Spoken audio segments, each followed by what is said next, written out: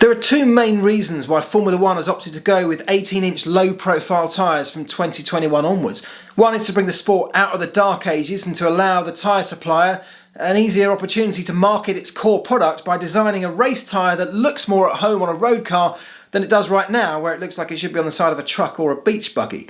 But the other big reason for the 2021 change, the much overlooked reason, is an aerodynamic one. We currently have this issue that we're trying to address where cars can't follow each other because of this horrible, massive, messy, turbulent wake that the cars currently throw out behind them that affects the chasing car so badly. And a big part of that stems from the tyres. Just look at what we got here, these big balloon-like tyres that we have right now that are an aerodynamicist's worst nightmare. They're constantly rotating for a start, they're bouncing up and down over bumps, they're also turning through a wide variety of steering angles, of course.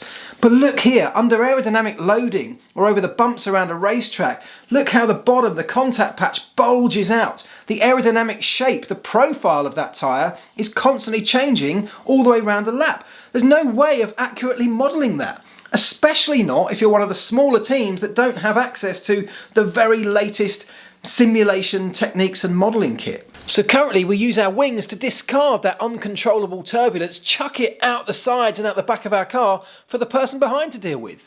So what could be the solution? Well, a partial solution might be going to these low-profile tyres with a shallower, much stiffer sidewall. Yes, it still has to rotate and it still has to turn through the steering, of course. It still bumps around the racetrack, but it doesn't do this. It doesn't deform, doesn't have these shape-shifting properties this great big prehistoric balloon-like tyre currently has.